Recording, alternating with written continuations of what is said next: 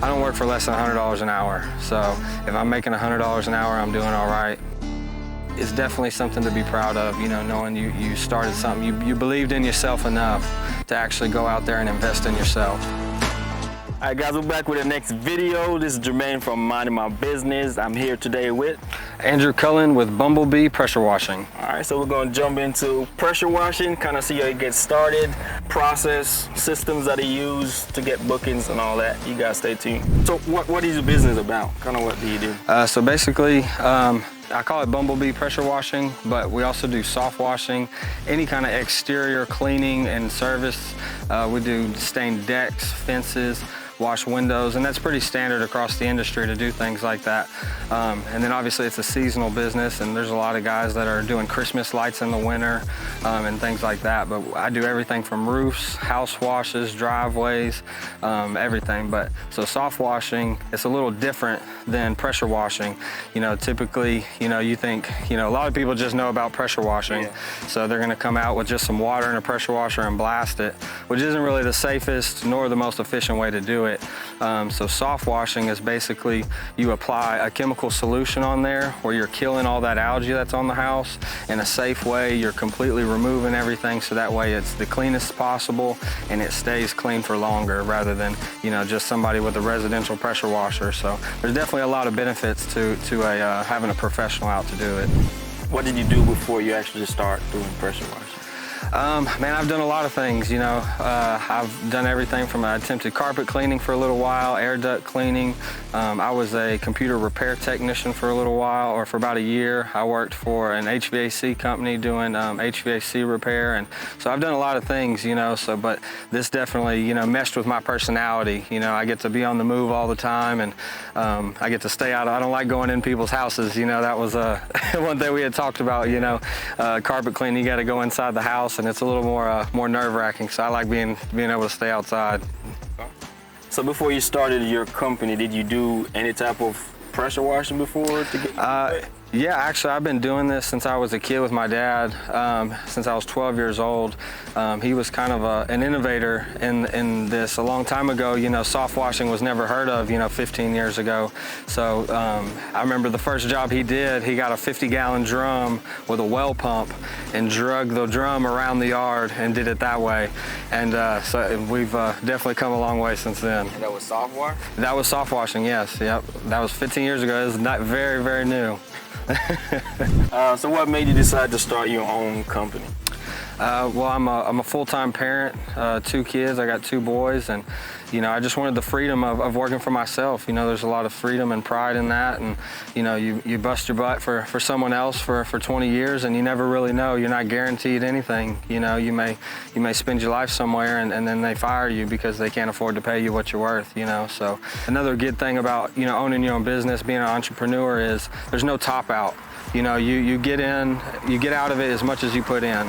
You know, you can, the harder you work, the more you make, whereas you can work your butt off at a factory and they don't care how hard you work. You're gonna get that same check every week regardless, so. So you're talking about putting time in. So how many hours are you roughly putting in on a daily basis? Man, from the time I wake up to the time I go to sleep. So owning your business pretty much 24/7. Yeah, you know, that's one thing, you know, you think life's gonna get easy after you start your business, but then you realize you just work all the time. I get home and I got kids running around and I'm trying to do quotes on the phone and, you know, prepare for the next day and, you know, keep things organized and stocked and everything. So it's definitely a lot of work, but I wouldn't trade it for anything. Once you decide you want to do pressure washing, trying to get it off the ground, what was your biggest obstacle? Building your brand. Marketing is a huge thing in this business. You know, like in landscaping, you can kind of get people on a weekly contract, but if you're doing pressure washing, you know, you may get a customer every year, but you're not getting them every week. So you have to constantly find new work, and that's one of the most challenging things. So, you know, what I recommend to a lot of guys is, you know, first you want to, you know, get a catchy name, something that makes you stand out. You want, like Bumblebee, you know, a lot of guys use, you know, adjectives like sparkle and shine, or, you know, something, or use their names in it. And, you know, I don't think that's very memorable. So, you know, get something you can market. It gives me a color scheme. It gives me all kind of little cheesy sayings I can use and stuff like that. And then you want to build a website, you know, get your social media presence and, you know, do all those things and, you know, really put yourself out there. A big part of working for yourself and getting started is just a lot of trial and error. But what do you do for marketing to get yourself out there? Kind of. I try to use everything. I do. Google's a really good one. You know, you got to think, and if you're looking for a service, you're just going to go on Google and type it in.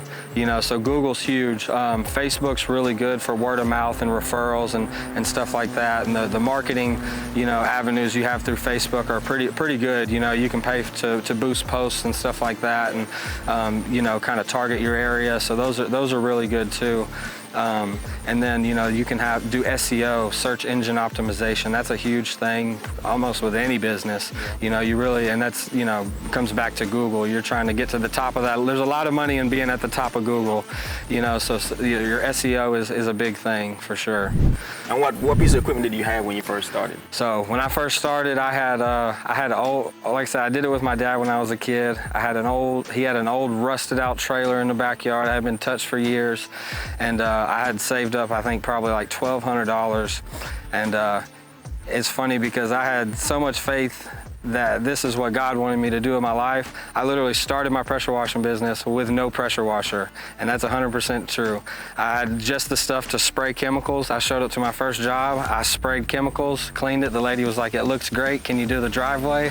And I was like, no.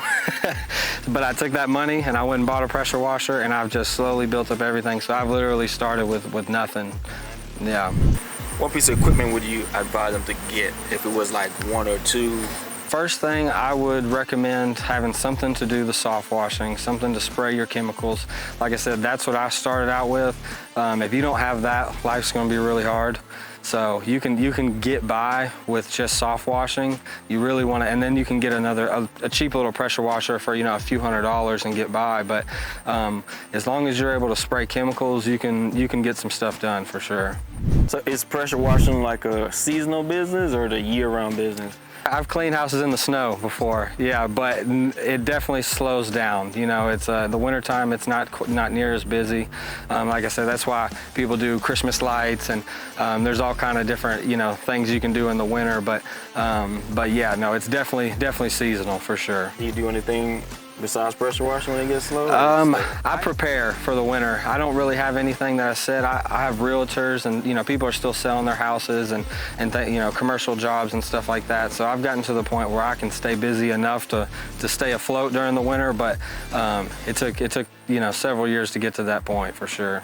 So when it comes down to systems that you use to either automate your business or help you to run your business smoother, what's some of the systems that you use? What I'm running this is called an AR45. This is a gas roof pump, is another name for it. This is what sprays your chemicals.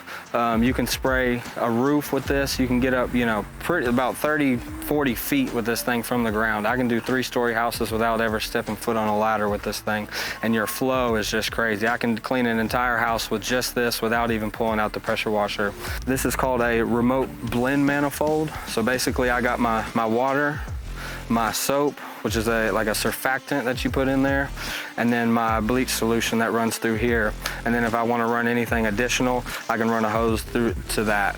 And I can adjust exactly how much I want of each one of those. So that way, if I'm doing a house or a roof, or I'm, you know, pre-treating concrete, whatever it is, you know, they all take different, you know, measurements of your solution. So I can adjust that, you know, precisely with this.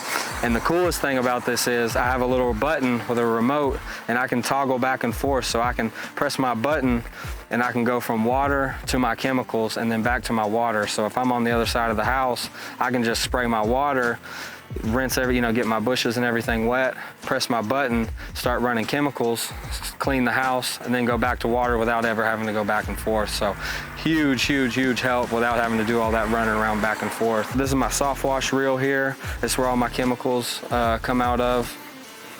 This is my water So I can just run this straight to the house, runs into my tank, fills my tank up, and then this is my pressure washing hose.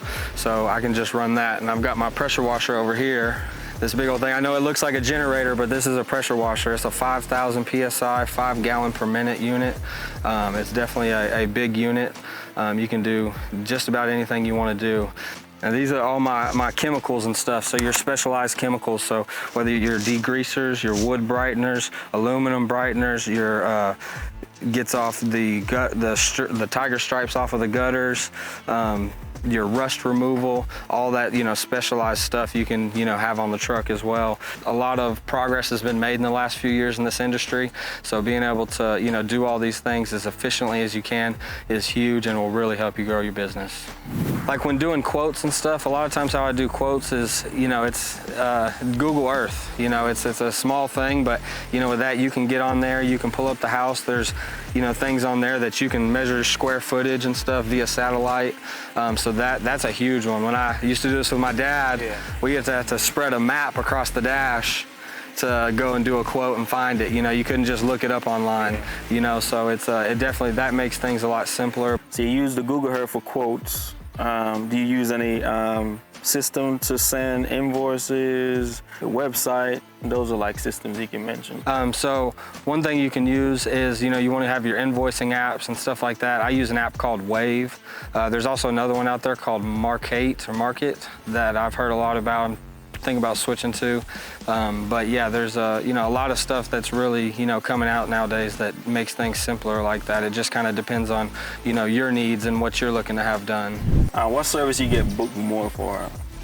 I would say probably house washes. That's kind of the bread and butter. If I can, that's typically, the most visible. You got your green algae growing on one side of the house, and that gets so bad that they're either the HOA, calls you and says you got to do it, or it just gets such an eyesore that you call. But once I can, show up to a house and kind of tell them what all services I offer, the house washes kind of get your foot in the door. Then you can start talking about, staining decks and fences and driveways and doing sealing and everything like that. So, but yeah, house washes are definitely the main thing. All right, so what's your profit margin on doing like a house wash? Profit margins, that's, one good thing about this industry is the overhead is very minimal. You're really just covering gas and your bleach solution, which really doesn't cost too much. One thing that you have to be aware of is your price per acquisition. So if you're paying, X amount of dollars, you have to figure out how many clients that's actually getting you. So like I said, marketing's a big thing, so that has to be factored into your pricing. You're paying, X amount of dollars every month for ads and SEO and everything to get these jobs, so you can't factor that out. But I'd say profit margins, it's I don't work for less than $100 an hour. So if I'm making $100 an hour, I'm doing all right. But I've made up to $300, $400, $500 an hour before. So that 100, how much you think you take home once you factor in? Probably 80%. 80%? So yeah. That's pretty good profit margin. Yeah, 70, 80. 70, 80? Yeah. Once you get established, then you can build up on your equipment, and that can really reduce your time. So, I used to have to really work for that $100 an hour. Now I can save a lot of energy, and I'm usually doing, averaging about $200 an hour now. Average, how much do you normally make? The best week I've ever had was, or the best month rather, I've done about $15,000. 15? Yeah, $15,000 a month. I had the first 3 months of this season, I did a little over $50,000 in 3 months. In 3 months? In 3 months, yeah. And that was before I had this too. So now I could probably, do that a little bit more. And before you had the... Yeah, it was when I had a lesser system, so it's I'm shooting for this to be my first $100,000 year. 100,000? Yeah. How much was it previous?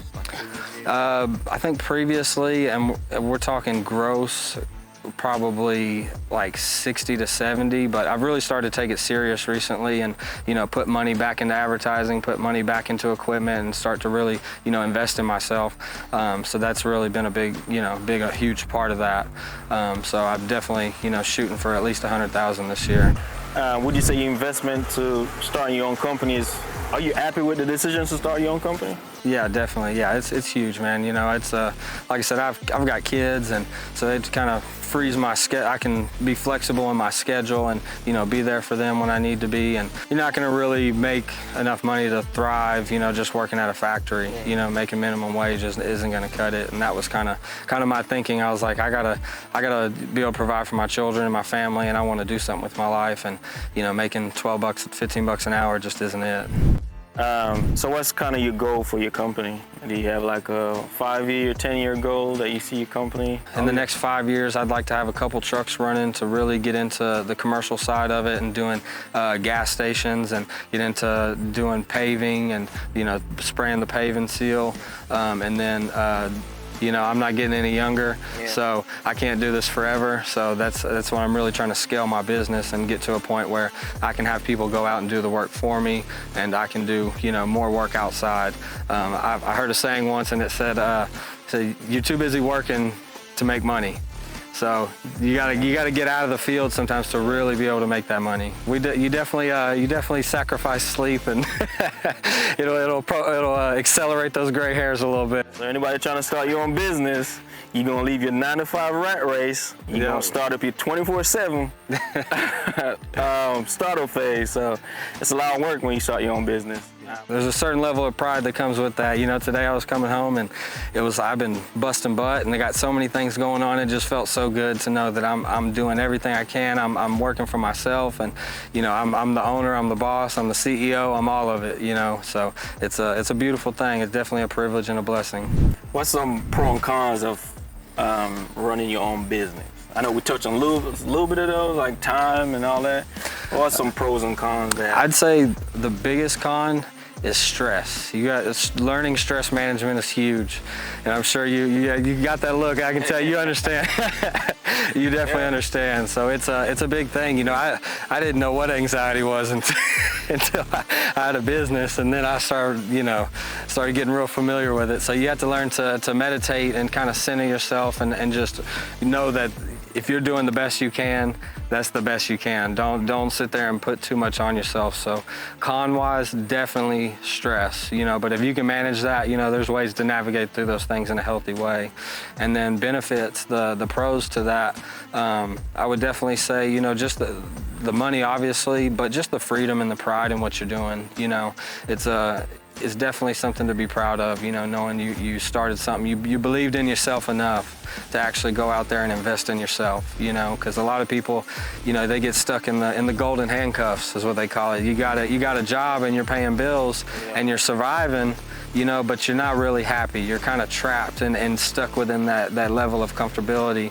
So it definitely takes a certain level of courage to really jump out there and put yourself out there like that. Yeah, I can testify to that, because my business, I had it for a while, but it took me a while to, like you said, jump out there, because I was like, it's too, I don't know, it's safe over here. Yeah. But at the end, being at the job is more risky than having your own business, because you can almost control your destiny. Yeah. At the job, they control that. Exactly. And you know, you hear stories all the time, people, you know, spending their lives at a company and then never, you know, they don't leave satisfied after 20 years. I've never had a bad review, and that's not because I've never had a customer that wasn't, you know, disgruntled with something, or because I made a mistake. But the biggest thing is going back and fixing it, doing whatever it takes to fix it, being polite, communicate and things like that. So, you know, no business goes without complaints, but, you know, whether or not you go that extra mile to kind of resolve that, you know, that's on you. So if a guy walk up to you and be like, hey man, I want to start doing pressure washing like you doing, any tips you can give them, like, hey? Well, like I said, first thing, educate yourself. Know what you're doing. Know what know what you're investing in.